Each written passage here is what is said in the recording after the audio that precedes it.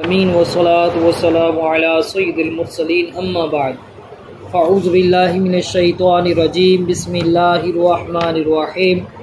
पढ़िए सलातु वस्सलामु अलैका या रसूल अल्लाह व अला आलिका व सहाबिका या हबीब अल्लाह। अस्सलातु वस्सलामु अलैका या नबी अल्लाह व अला आलिका व सहाबिका या नूर अल्लाह। आज हफ्तावार दर्स फ़िक़्ह का हमारा दर्स नंबर 31 है और आज का जो हमारा दर्स है इसका ताल्लुक़ किताबुल जनाइज़ से है, यानी मैयत के मुतालिक जो अहकामात हैं उस हवाले से है।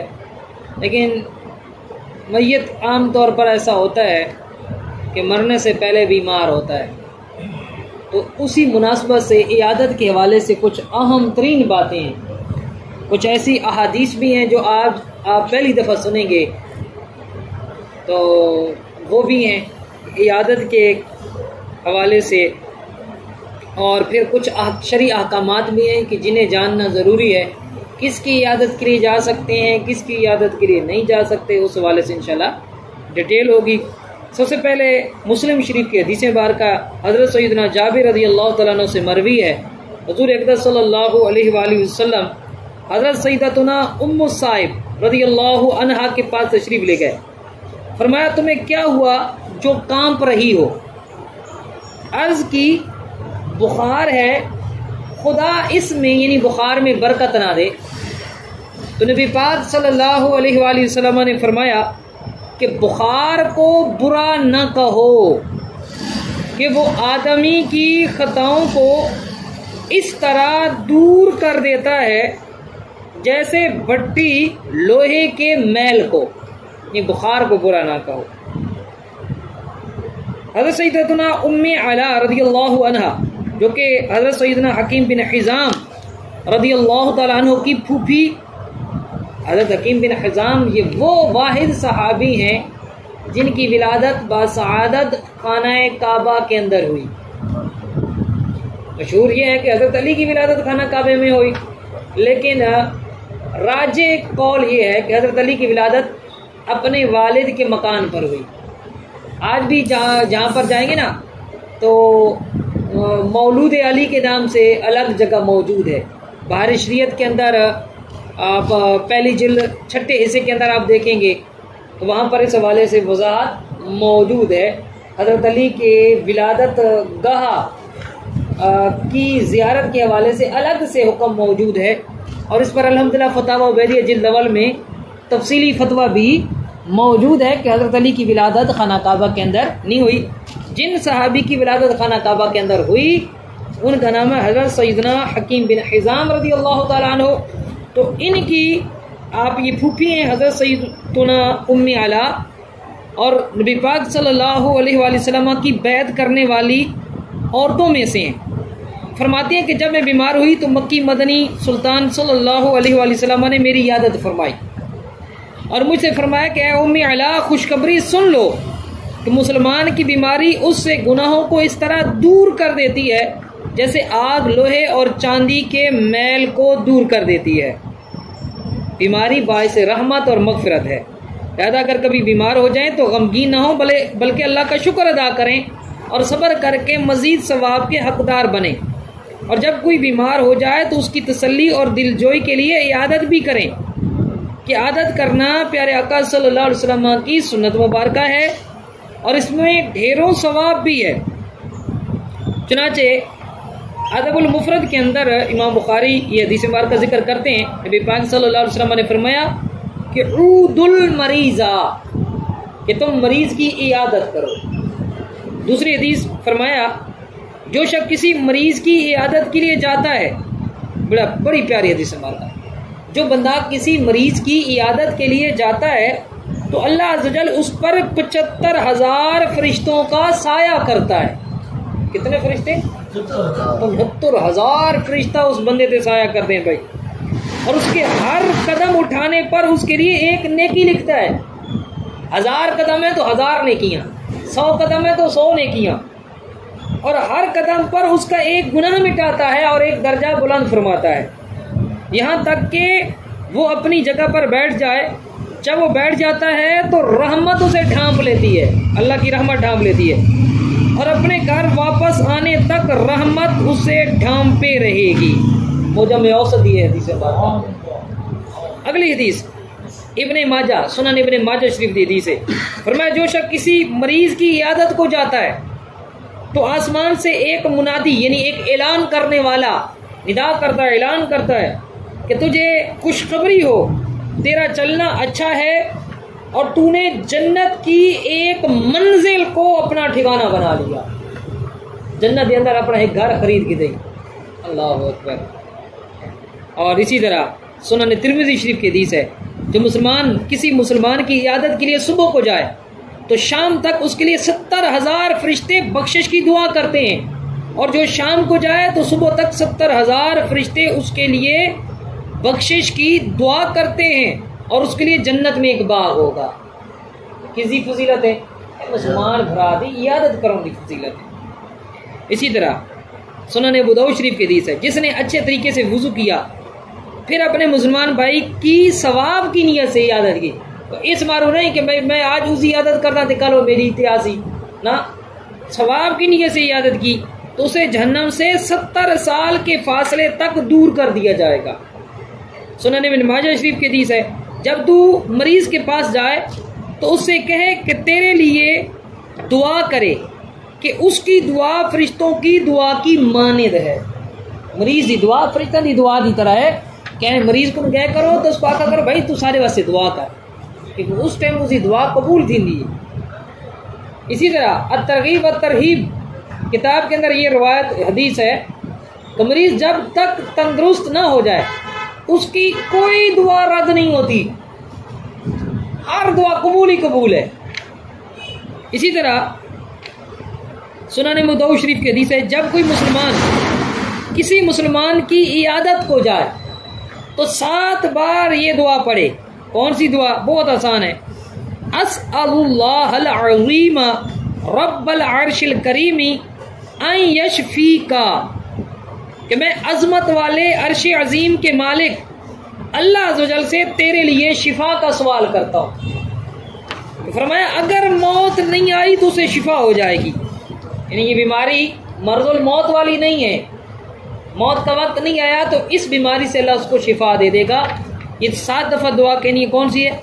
अस्अलुल्लाहुल अज़ीम रब्बल अर्शिल करीमी अन यशफीका। आगे कुछ अहम बातें। मरीज की इयादत करना सुन्नत है। अगर मालूम हो कि इयादत के लिए जाने से मरीज को नागवारी होगी तो फिर ऐसी सूरत में मरीज के पास नहीं जाना चाहिए, ताकि उसमें उसको तंगी ना हो। और अगर मरीज के लिए आपके दिल में कोई रंजिश है, दुनियावी एतबार से कोई रंजिश है, या आपकी उससे तबीयत जोड़ नहीं खाती, मेल नहीं खाती, तो फिर भी आप इयादत को जाएं, इन चीज़ों को भूल जाएं। उसने आपके साथ बुरा किया था, आप कहें नहीं जो मैं तो ना में दो भाई मर्जी तो वैसा हवा एक इंसान ना, जाना चाहिए। और इत्तिबाए सुन्नत की नीयत से ही इयादत करें।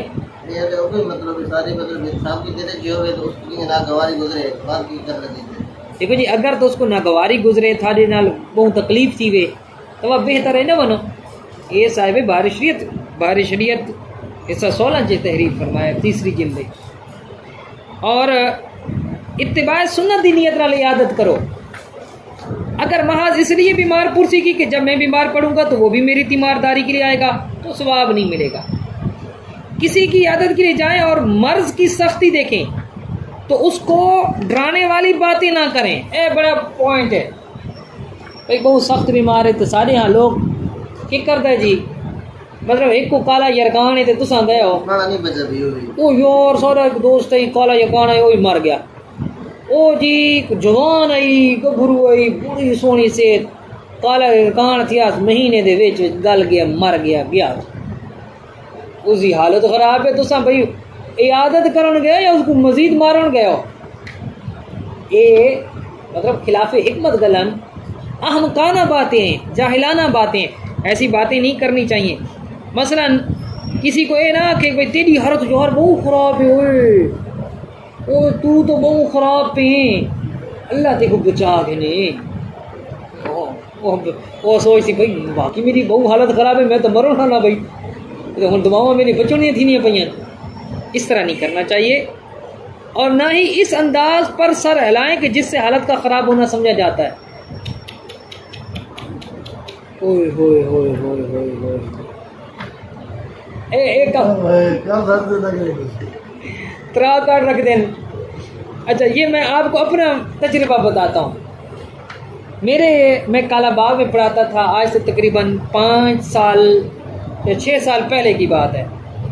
अच्छा मेरे काला बाग में टेस्ट करवाया, उसमें आगे जनाब काला यरकान, ठीक है जी, हेपेटाइटिस सी आ गया। अच्छा मैं जी मुझे बताया, मैं हैरान भाई मुझे हेपेटाइटिस सी है, काला यरकान है। मैं जनाब परेशान हो गया, मेरी उधर से पूरे महीने की छुट्टियां ले आया जी। जामे में मुदर्रिस था, पढ़ा रहा था काला बाग फैज़ान मदीना जामिअतुल मदीना में, वहाँ से छुट्टियां ली, अपने घर आ गया। यकीन मानो अक्सरियत का यही हाल है जो मैं अभी बयान कर रहा हूँ, मेरे ऊपर गुजरी है। अच्छा जो भी है ना, ये नहीं कि बचता नहीं है। अच्छा एक आया ना वैसे तारिक भाई आया, तारिक भाई कहते हैं अल्लाह पाक सुनी सेहत देवे। अच्छा गल में बैठे बैठे ओ जी भोर ते कई जवान आई उसको या काला यरकान थे शोदा महीने विच गल के महीना थे ठस थे। अच्छा ये 3 4 5 वारी मेरे नाल इस तरह थे भाई, जेड़ा भी आवे इस तरह करे, यकीन मानो मैं दिली तौर पे इतना तंग थी गया ना, मैं तो अल्लाह करे कोई भी मेरे पुछने ते ना आवे। और बाद ये रूटीन थी गई कि जेड़ा भी आवे तो मैं दुआ सलाम करके ते अंदर लगावे ना। इन्हें मैं इतना दिल बर्दाश्त किया है और ये मेरे उत्ते खुद गुजरी है। बाद अल्लाह का करना ऐसा होया कि भाई मैं इतने मसीता लेते गया, इतने एक और डॉक्टर है ते डॉक्टर हनीफ भाई, मैं मेरे को कहें दोस्त आके भाई आओ तो था को चेक कराने, भाई बड़ा अच्छा डॉक्टर है। जिन्हें मैं उसके उस मेरा चेहरा टेसा नहीं था को काला यरकान कौन है। मैं भाई मेरे को रिपोर्ट है, रिपोर्ट ना करना, रिपोर्ट ही गलत हो सकती है, दोबारा चेक करो। मैं तो सफेद लेबॉर्ट्री चेक करवाया, दोबारा गया तो नेगेटिव भाई, ऐसा कि हूँ हेपेटाइटिस बी दे भी चेक करवाओ। वह तो मैं दोबारा आया, वह चेक करवाया, वह तो गया नेगेटिव है, तक तो यरकान ही ना क्या तक दसा है, वह तो मेरे को यकीन नहीं आया। मैं लगा गया कमर निशानी चेक करवाया, उत भी नेगेटिव। बात आगा खान लैब मियाँ वाली है, मैं कह सब तो अच्छी जड़े ना मतलब लेबॉर्ट्री इन्हों की इतनी चेक करवा, उतू चेक कराया ना, जिस टाइम नेगेटिव आया तो वह मैं मुतमैन थे कि भाई कौन आई। अच्छा एक झूठी रिपोर्ट आई, चलो गलती उसे हो गई है, रिपोर्टा बदल भी नहीं है ना, गलती हो सकती है, लेकिन आवाम का एक एक्सप्रेशन और उन्होंने एक रवैया मेरे सामने आ गए कि मरीज को मरण तो पहले मारने की कोशिश करते हैं, लिहाजा ऐसा कभी भी नहीं करना। अच्छा फिर ये भी है कि इयादत के मौके पर मरीज या दुखी शख्स के सामने अपने चेहरे पर रंज और गम की कैफियत नुमाया कीजिए। क्या मतलब है? मतलब ये है कि यार तेरी मुसीबत मैं भी शरीक हाँ, अगर तेको दुख है तब मैं को भी दुख है। हमारे यहाँ इसका भी बड़ा मतलब फुकदान है, क्या जी मैयत के मौके पर बैठे हैं और दांत निकाल रहे हैं, कह के मार रहे हैं, हंस रहे हैं, यार उसकी माँ मरी पई है, उसका प्यू मरा पे, उसका भरा मरा पे, उसका पुत्र उसकी धी मरी पई है। भाई हमें ये भी अभी मतलब जज नहीं आया कि कहाँ हंसना है, कहाँ शक्ल जो है ना थोड़ी सी दुखी बनानी है, नहीं पता चलता। तो मरीज के सामने ऐसा मतलब ताकि उसको अपनाहट महसूस हो कि यार ये मेरा कोई अपना बंदा है। अच्छा फिर बातचीत का अंदाज हरगिज़ ऐसा ना हो कि मरीज जब उसके अजीज को वसवसा है कि ये हमारी परेशानी पर खुश हो रहा है, भाई ये सब कुछ साड़ा होना आगे, भाई ये भी नहीं होना चाहिए। इसी तरह मरीज के घर वालों से भी इजहार हमदर्दी कीजिए, जो खिदमत या ताउन कर सकते हो कीजिए।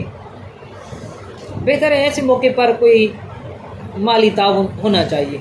हमारे यहाँ माशाल्लाह इस शक्ल में एक अच्छा रवाज है, बचपन से हम देखते आ रहे हैं, हमारे घरों में तो ये है, ए जी शय वंडाए चा। जो भी मरीज़ होता है ना, जब उसके घर में जाते हैं ना, जाते हुए हस्ब तौफीक 200 300 100 रुपया, ए जी शय वंडाए चा, मतलब शय वंडाए चा कह के वो माशाल्लाह इमदाद करते हैं। तो इससे भी ज़्यादा करनी चाहिए, बढ़ चढ़ कर करनी चाहिए। कई लोग मतलब फ्रूट वगैरह ले जाते हैं, मिठाइयों के डब्बे ले जाने के बजाय ये होना चाहिए, पैसे दें तो ज़्यादा बेहतर है ताकि वो अद्वियात वगैरह ले सकें। मरीज़ के पास जाकर उसकी तबीयत पूछिए और उसके लिए आफ़ियत और सेहत की दुआ कीजिए। नबी रहमत शफ़ी उम्मत सल्लल्लाहु अलैहि वसल्लम की आदत करीमा थी, जब किसी मरीज़ की आदत को तशरीफ़ ले जाते तो ये फरमाते, ला बअसा तहूरुन इंशाअल्लाह ताला, ला बअसा तहूरुन इंशाअल्लाह, कोई हर्ज की बात नहीं, अल्लाह ने चाहा तो ये मर्ज गुनाहों को पाक करने वाला है। बड़ी प्यारी दुआ है जी, ये हमें आनी चाहिए, बहुत आसान है। ला बासा तहूरुन इंशाअल्लाह। मरीज से अपने लिए दुआ करवाइए कि मरीज की दुआ रद्द नहीं होती। फरमाने मुस्तफ़ा सल्लल्लाहु अलैहि वसल्लम, मरीज की पूरी आदत ये है कि उसकी पेशानी पर हाथ रख कर पूछिए कि मिजाज कैसा है। मरीज लेटा पे, अगर लेटा पे बैठते पे तो उसकी पेशानी ते हाथ रखो, पेशानी ते हाथ रख के पूछो कि मिजाज किन्ने जी, तबीयत किन्ने जी, सुनाओ किन्नी हालत है। मुफस्सिर शहीर हकीम उल उम्मत हज़रत मुफ्ती अहमद यारकानैमी रहमतुल्लाह तआला अलैह इस हदीस पाक के तहत फरमाते हैं कि जब कोई शख्स किसी बीमार की मिजाज पुरसी करने जावे तो अपना हाथ उसकी पेशानी पर रखे, फिर ज़बान से ये यानी आपकी तबीयत कैसी है कहे। इससे बीमार को तसल्ली होती है, मगर बहुत देर तक हाथ न रखे रहे। ये हाथ रखना इजहार मोहब्बत के लिए, मतलब ये नहीं को हाथ रखे तो 5-10 मिनट चावे ही ना, अगला बंदा को चावेगा। मरीज के सामने ऐसी बातें करनी चाहिए जो उसके दिल को भली मालूम हो। बीमारी के फजाइल और अल्लाह ताला की रहमत के तज़किरे कीजिए ताकि उसका ज़हन सवाब आखिरत की तरफ माइल हो और वो शिकवा शिकायत के अल्फाज ज़बान पर ना लाए। इयादत करते हुए मौका की मुनासबत से मरीज़ को नेकी की दावत भी पेश कीजिए, खुसूसन नमाज की पाबंदी का ज़हन दीजिए कि बीमारियों में कई नमाजी भी नमाजों से गाफिल हो जाते हैं। अच्छा जी, इसी तरह मरीज के पास ज्यादा देर ना बैठें और ना शोर गुल करें। हाँ, अगर खुद बीमार खुद ही देर तक बिठाए रखने का ख्वाहिशमंद हो तो मुमकिन सूरत में आप उसके जज्बात का एहतराम करें, बैठ सकते हैं। बाद लोगों की आदत होती है कि मरीज जब उसके नुमाइंदे से मिलते हैं तो कुछ ना कुछ इलाज बताते हैं, ना कोई टोटका चाहिए होता उसी, कोई ना कोई इलाज चाहिए होता सी। इतने सारे हकीम लुकमान बने होते हैं, ठीक है जी। तो कहते हैं जी, और बाज तो मरीज से इसरार करते हैं कि जो इलाज मैं बता रहा हूँ तू हुआ कर, फलां दवा घिंचर तू ठीक जीवे सी, ये तू कारी कर भाई, इस नाल तू ठीक जीवे सी, छोड़ यार वो डॉक्टर पता ही नहीं लगता, मैं बैठा जी, मैं ते गुड़े जा पे। मरीज को चाहिए कि जिस यानी हर किसी का बताया हुआ इलाज न करे, कि नीम हकीम खतराए जान किसी का बताया हुआ इलाज करने से पहले अपने तबीब से मशवरा कर ले। खबरदार, जो तबीब न होने के बावजूद इलाज बताते रहते हैं वो इससे बाज रहें। मरीज की इयादत के मौके पर तोहफे लाना उम्दा काम है, मगर न लाने की सूरत में इयादत ही ना करना और दिल में ये ख्याल करना कि अगर कुछ न लेकर जाएगा तो वो क्या सोचेंगे कि खाली हाथ इयादत के लिए आ गए। खाली हाथ भी इयादत कर लेनी चाहिए, ना करना सवाब से महरूमी का बायस है। भाई कोशिश को नहीं तो खैर ही नहीं लगे मनो। आप इयादत के लिए जाते हुए अगर फल और बिस्किट वगैरह तहफ़ ले जाने लगें तो फिर ये मशवरा देते हैं साहिब किताब कि फिर कोई ना कोई दीनी रसाइल, कोई ना कोई किताबें भी तोहफा दी जा सकती हैं इस मौके पर। फासिक की इयादत भी जायज़ है क्योंकि इयादत हुकूक इस्लाम से, और फासिक भी मुसलमान है। फासिक व फाजिर बेनमाजी है, ठीक है जी। और उसे मतलब फिस्क फजूर गुनाह च मुब्तला है, इयादत कर सकते हैं। लेकिन अगली गल है ने मुरतद जेड़ा बंदा दावा इस्लाम दा करे ते कुफरी अकायद रखदा होवे और काफिर हरबी की इयादत जायज़ नहीं। फी ज़माना दुनिया में सारे काफिर हरबी हैं। तो अब किसी काफिर की या मुर्तद की इयादत जायज़ नहीं है। बद मजहब की इयादत करना भी मना है। जेड़ा मतलब वहाबी होवे, शिया होवे, देवबंदी होवे, कुफरी अकायद न रखदा होवे, बात भी गुमराह तो उसकी इयादत करना भी मना है। तो शरन इसकी इजाजत नहीं। ए भाई असा अपने को ना दे पाए। हदीस मुबारक है हुजूर अलैहिस्सलाम फरमाया आखिरी ज़माने में कुछ लोग ऐसे आएंगे जो मेरे असहाब को बुरा कहेंगे। फिर फरमाया आपने मफहूम में बयान कर रहा हूँ कि ला तो जालिसूहुम उन्हां दे नाल बाहना नहीं, वला तो आकिलूहुम उन्हां नाल खावना नहीं, वला तो शारिबूहुम उन्हां नाल बाह के पीवना नहीं, वला तुआदूहुम उन्हां दी इयादत नहीं करनी बीमार थी, वला तुसल्लू माहुम उन्हां दे नाल खलो के नमाज नहीं पढ़नी, वला तुसल्लू अलैहिम मर वनन तो उन्हां दा जनाजा नहीं पढ़ना, वला तुनाकिहुम उन्हां दे नाल बाहमी निकाह ना उन्हां दी बच्ची घेनी है ना बच्ची देवनी है। हदीस से फरमाया ना भाई रांझा शब्द सांझा नहीं बढ़ना। हमारे यहाँ कई लोग क्या करते हैं, डोहाई हत्ता लड्डू रखी होते हैं भाई, डोहाई हत्ता ए डोहाई हत्ता लड्डू रखने वाले काम छोड़ दो।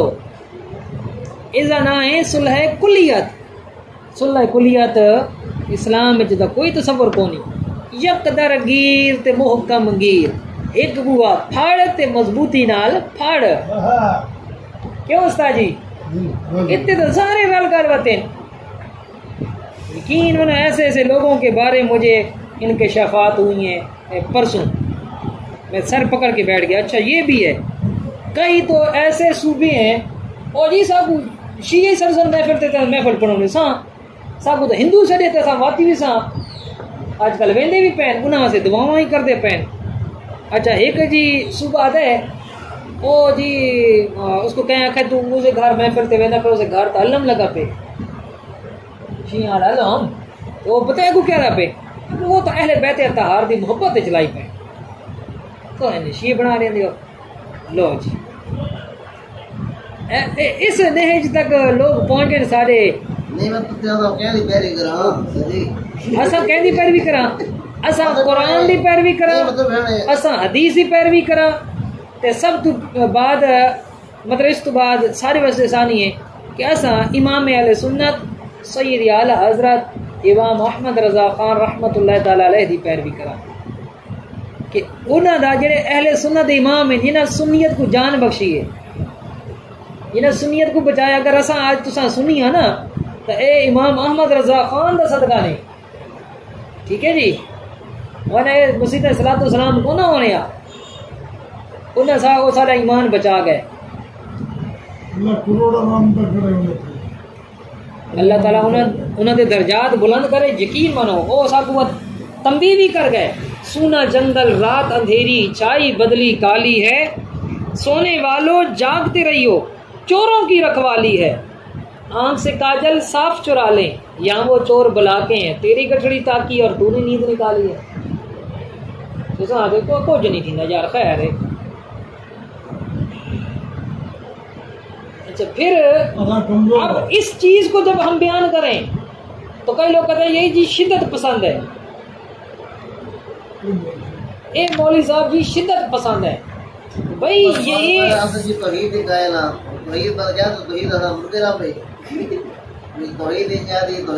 देखो जी शिद्दत पसंद अगर कोई कहे इस वजह से कि वो कुरान बयान करे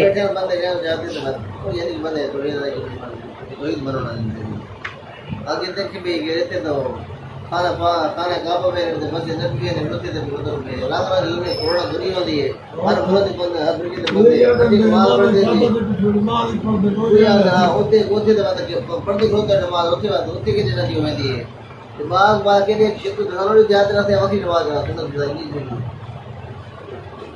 क्या आगे बताओ यानी कि तो अक्टूबर में बहुत ही है ना वो क्या दे इमाम में काबल पिछली की नमाज पढ़ दो वो अहले हदीस है पहले जी अच्छा हुन मैं इससे गल कर सा इमाम काबा दे पिछे नमाज अवलन इमाम काबा को अहले हदीस आखड़ा ही बहु वडा झूठ है वजह के वो तो हंबली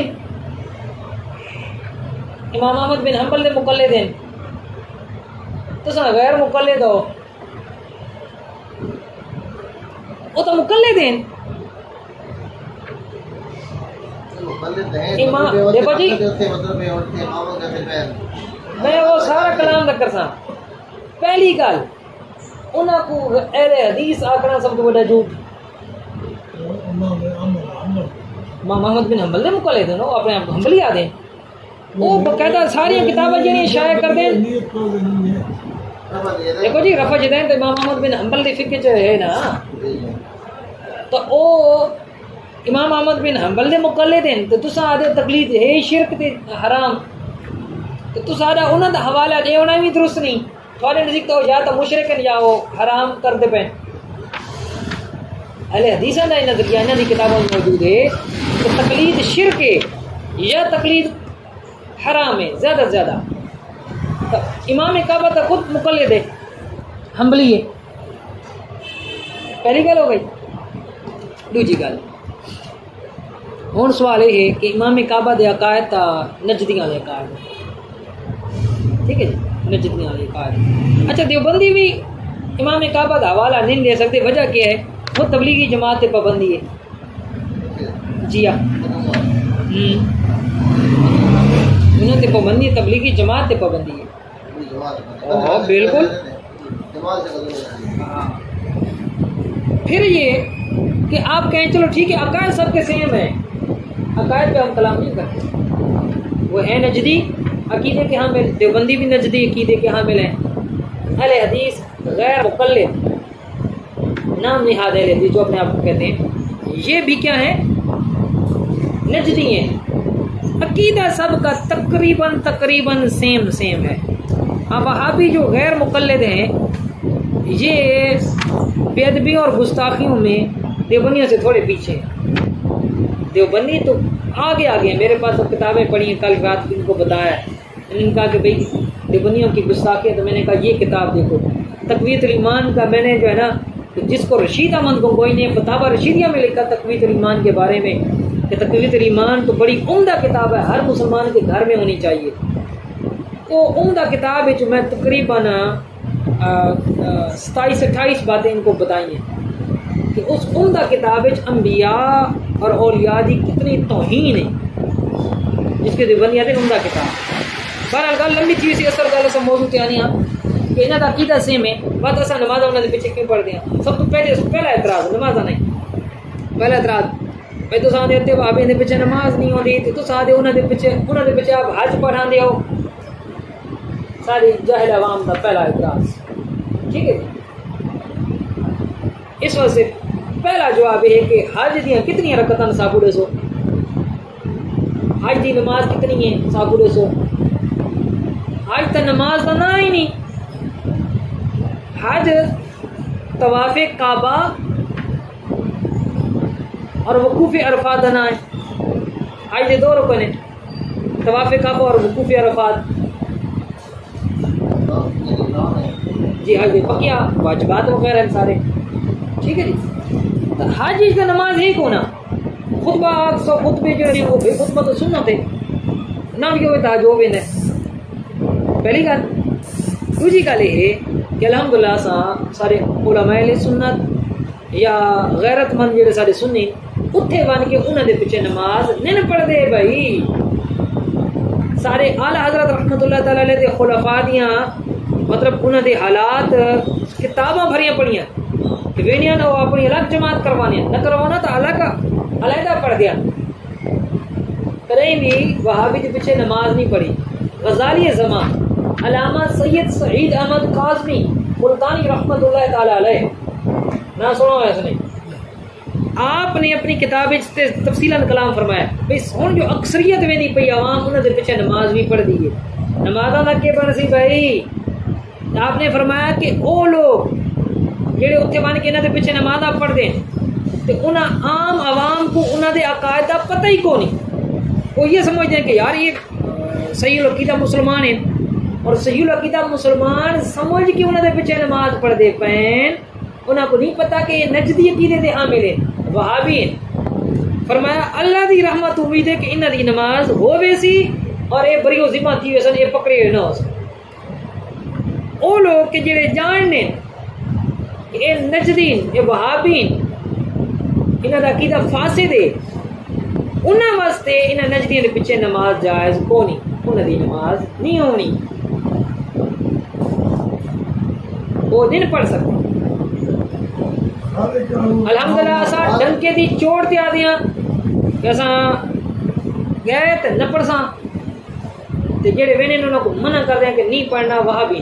और अल्हम्दुलिल्लाह इससे मेरा तफसीली क्लिप मेरे यूट्यूब चैनल पे मौजूद है। बेहतरीन अल्हम्दुलिल्लाह अहादीस के जरिए दलाइल लेके फुकहा और उलमा के हवाला नाल साबित किया कि भाई इन्हां दे पिछे नमाज नहीं होती मौजूदा जेड़े हैं। और अगर तुसा को नहीं जी वो ऐसी आला जा पाक जा इतने मुकद्दस मकामात थे वो अगर बातिल हैं ना हक ते हैं तो उन्हां दा कब्जा किने हो गया। अगर इसी गलती हुआ तो आपको यजीद कोई हक ते मनना पोसी। 3-4 साल तो उसी हुकूमत की थी भाई मदीने मक्के ते 3 दिहाड़े तो मस्जिद नबवी च घोड़े बने,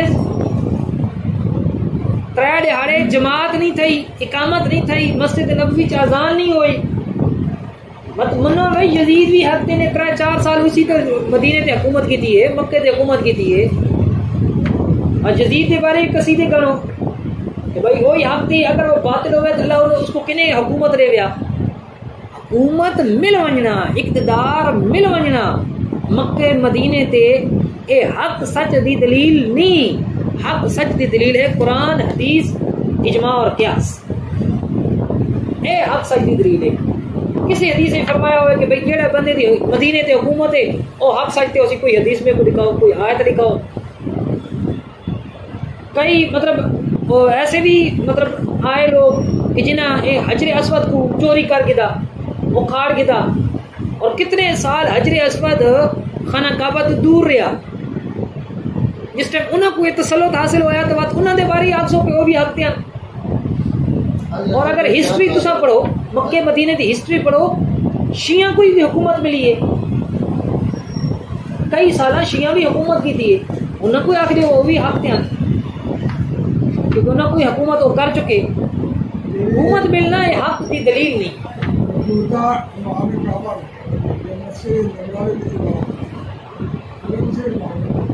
बिल्कुल नहीं होती।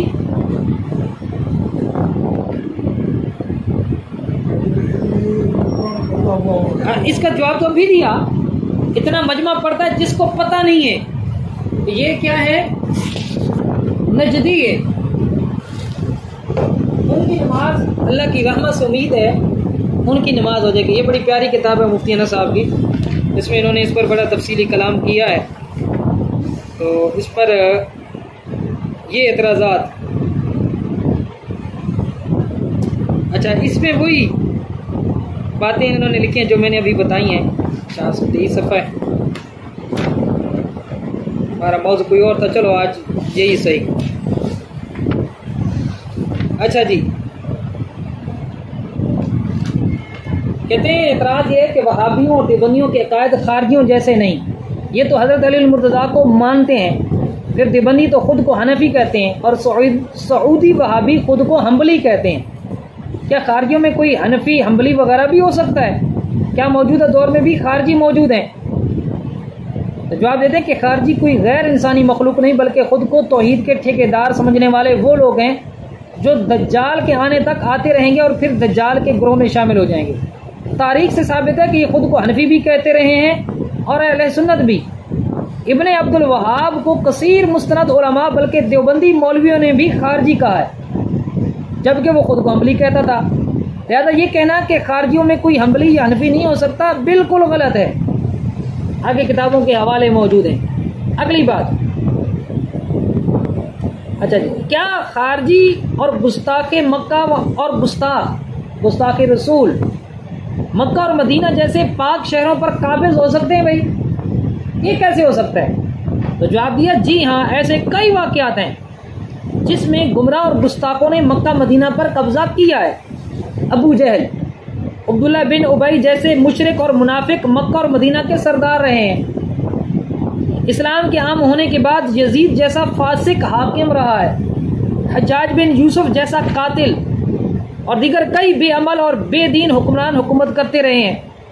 128 हिजरी में अबू हमज़ा नामी खारजी ने फिर मुसलमानों के खिलाफ जिहाद के लिए लोगों को भारा और मक्का मदीना पर हमला किया और मदीना शरीफ के बेशुमार मुसलमानों का कत्लेआम किया। फिर ये अबू हमज़ा खारजी मदीना में मिंबर रसूल पर चढ़ा और जिहाद की बातिल तारीफ और मफहूम बयान किया। फिर खारजियों की बुरी आदत की तरह वही कुफ्र और शिर्क के फतवे दिए। इसके अलावा एक ताज़ा मिसाल असर हाजिर के सऊदियों की है, जिन्होंने मक्का मदीना पर नाजायज़ कब्जा किया है। अगर कोई वहाबी कहे कि सऊदियों का हरमैन शरीफैन पर कब्जा करना जायज़ था और दलील ये दे कि तुर्कियों की हुकूमत हरमैन शरीफैन पर गैर शरई थी, तो हम जवाबन कहेंगे कि इसी से तुम्हारे मौक़िफ़ की तरदीद हो गई कि जब तुर्की गलत थे तो अल्लाह ताला ने उनकी हुकूमत फिर हरमैन शरीफैन पर कैसे होने दी। यानी साबित हुआ कि गलत लोगों की हुकूमत हरमैन शरीफैन पर हो सकती है।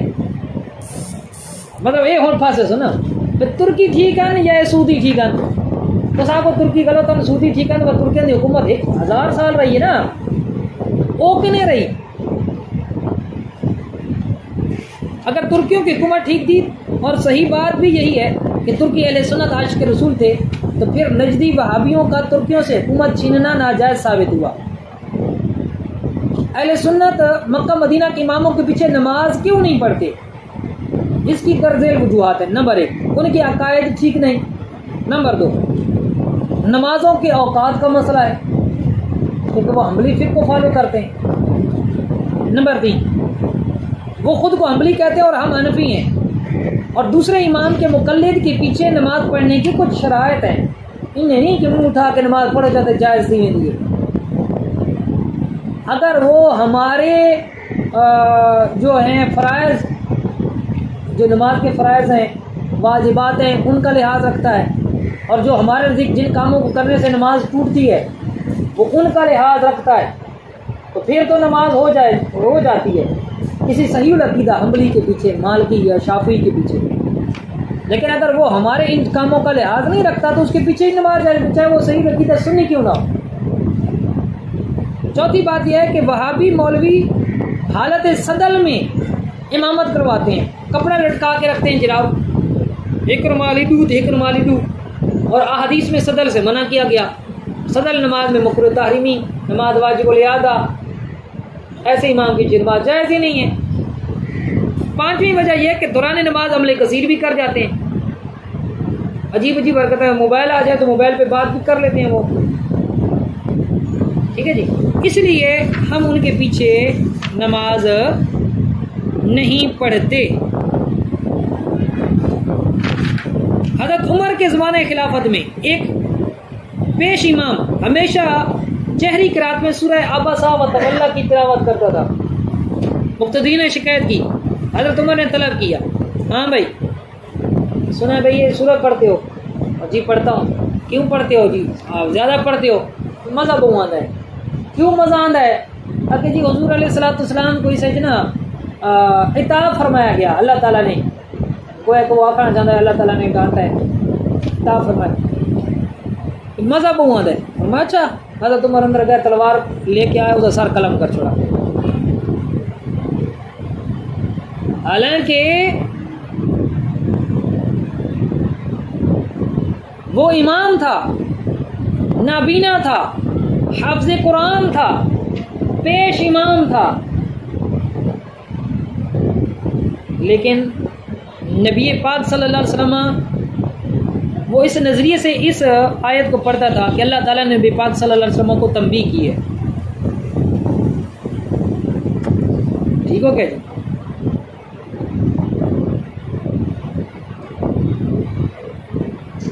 और फिर एक शख्स था, हुज़ूर अलैहिस्सलाम ने देखा एक शख्स ने कौम की इमामत की, उसने किबले की तरफ थूक दिया। हुज़ूर अनवर सल्लल्लाहु अलैहि वसल्लम देख रहे थे। तब नबी पाक सल्लल्लाहु अलैहि वसल्लम ने फरागत पर उसकी कौम से फरमाया कि आइंदा ये तुम्हें नमाज ना पढ़ाए। किबले की तरफ थुकस, अकीदा भी ठीक है,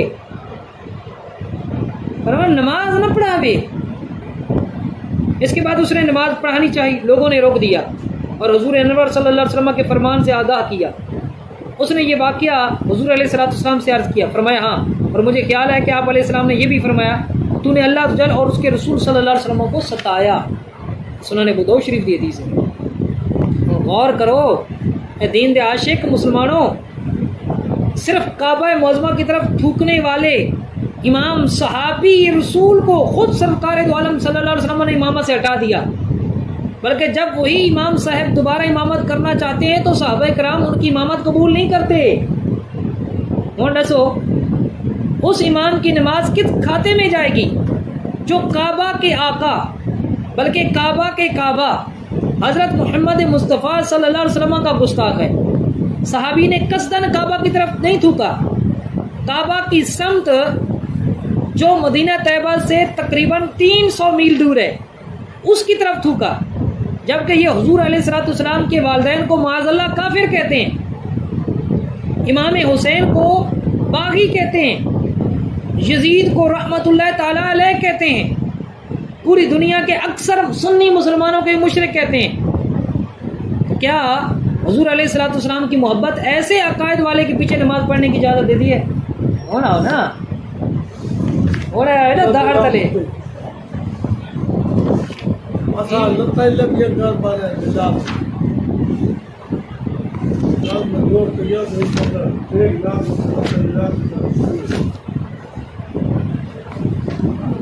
अच्छा हूँ अगला सवाल हुआ गाल, अगर मक्का मदीना के इमाम के पीछे नमाज नहीं होती तो हज किने थी वेंदा भाई? आप फरमाते हैं कि अल्लाह जल आलिमुल गैब है, उसे मालूम है कि हिजाज पर जालिमों की हुकूमत भी आएगी, इसलिए हज उमरा में कोई भी रुकन ऐसा नहीं है जो किसी इमाम के पीछे अदा करना हो।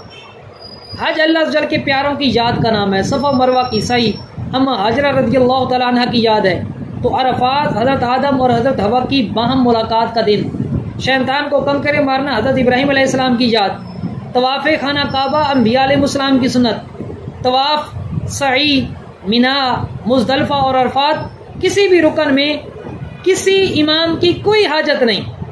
हज का खुतबा भी हर हाजी पर सुनना लाजिम नहीं, और ना ही हर हाजी तक उस खुतबे की आवाज़ जाती है। समझ आई? अच्छा हूँ अगली गल भी है, इमाम काबा और मस्जिद नबी के इमाम के पीछे नमाज न पढ़ने में शर्म आती है। कितनी मुक़द्दस जगह के इमाम के पीछे नमाज बाजमात छोड़ दी जाए, लोग गाल है ना जी। तो कहते हैं कि सैयदना उस्मान गनी, अलीउल मुर्तज़ा और दीगर सहाबा इकराम के साथ बगावत करने वालों और फिर यजीद के दौर में यजीद के खूनखार इमामों के पीछे सहाबा ने ना सिर्फ नमाज पढ़नी छोड़ दी बल्कि उन्होंने मदीने को भी छोड़ दिया। क्या हमारी शर्म व गैरत सहाबा इकराम से बढ़कर है? सहाबा इकराम व ताबईन हमसे ज़्यादा नमाजों के पाबंद थे। जब वो गुमराहों के पीछे नमाज नहीं पढ़ते रहे तो हम किसको दलील बनाकर उनके पीछे नमाज पढ़ें? फिर अगला सवाल, हुजूर अलैहिस्सलाम ने तो मस्जिद नबवी में 40 नमाजों के पढ़ने का हुक्म दिया है, हम कैसे छोड़ें? फरमाते हैं कि ये भी हुजूर अलैहिस्सलाम के इल्म गैब है कि सिर्फ नमाजों का फरमाया है, किसी हदीस में ये हुक्म नहीं कि इमाम के पीछे पढ़ो, 40 नमाज ना पढ़ो ना खाली, क्योंकि हुजूर अलैहिस्सलाम को इल्म था कि हुकूमतें बदलती रहेंगी, इसलिए सिर्फ नमाज का हुक्म दिया, बाजमात का हुक्म नहीं। फिर बाजमात नमाज अपनी भी अलग से अदा की जा सकती है अगर मुमकिन हो तो।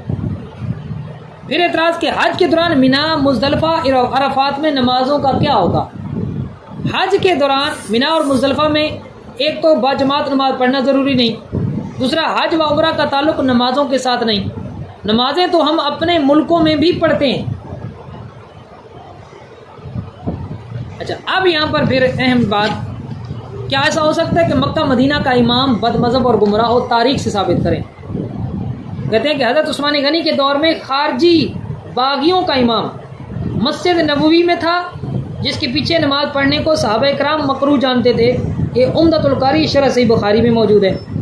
इसी तरह वफ़ाउल वफ़ा किताब के अंदर है, अल्लामा समहूदी रहमतुल्लाह तआला अलैह लिखते हैं कि उस ज़माने में मस्जिद नबवी और मदीना शरीफ पर राफजियों का कब्ज़ा था, शियों का। काजी और मस्जिद नबवी के इमाम व खतीब सब शिया थे।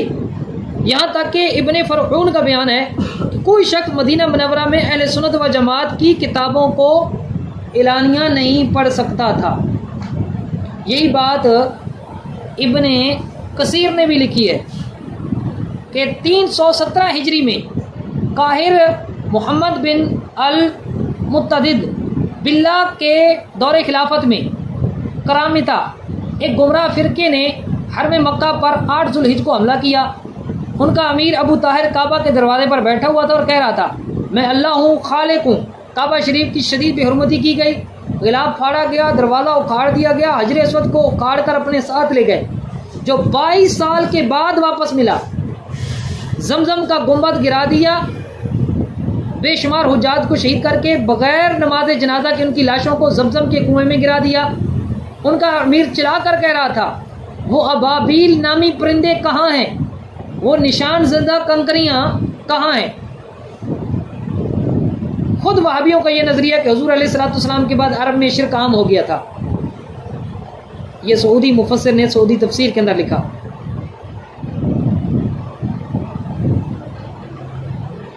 आगे कहते हैं, बाद लोगों को इस तरह की बात सुनकर कि जो भी मक्का मदीना में इमामत करवाने की सादत, जो भी हो, मक्का मदीना में इमामत की सादत कोई मामूली बात नहीं है।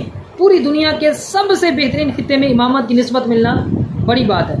फरमाया, बाद लोगों की इस तरह की बात सुनकर लोगों की सोच पर हैरानगी के साथ साथ उनकी जहालत पर भी तरस आता है कि उन्हें मालूम नहीं कि जिन लोगों का ये दिफा करते हैं, उनकी तरफ सादत मंदी की निस्बतें लगाते हैं, वो निस्बतों के मुनकिर हैं। ये वहाबी बरमला कहते हैं कि किसी नबी या वली की निस्बत काम ना आएगी, बल्कि एक हदीस को सयाक व सबाक से फेर कर इस पर पेश करते हैं कि हज़रत मोहम्मद सल्लल्लाहु अलैहि वसल्लम ने हज़रत फातिमा तो ज़हरा से कह दिया था कि मेरी निस्बत तुझे कोई फ़ायदा न देगी, माज़अल्लाह। हम अहले सुन्नत अल्हम्दुलिल्लाह निस्बतों के मुनकिर नहीं, बल्कि हम ये कहते हैं कि निस्बतों का फ़ायदा उसे मिलता है जो सही उल अक़ीदा हो। वरना कुरान ने वाज़ेह तौर पर उन मुशरिकीन के नज़रियात की तरदीद की जिनको हाजियों के पानी पिलाने और मस्जिद हराम को आबाद रखने का बड़ा मान था। कुरान पाक में उनका रद्द मौजूद है।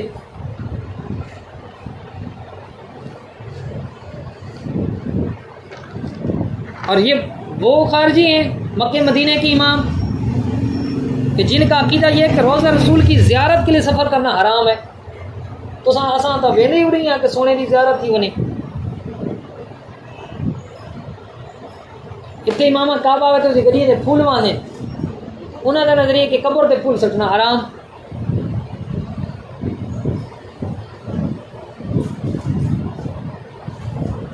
खुलासा कलाम ये निकला कि उन्होंने पीछे नमाज नहीं होंदी। वमा अलैना इल्लल बलागुल मुबीन। तो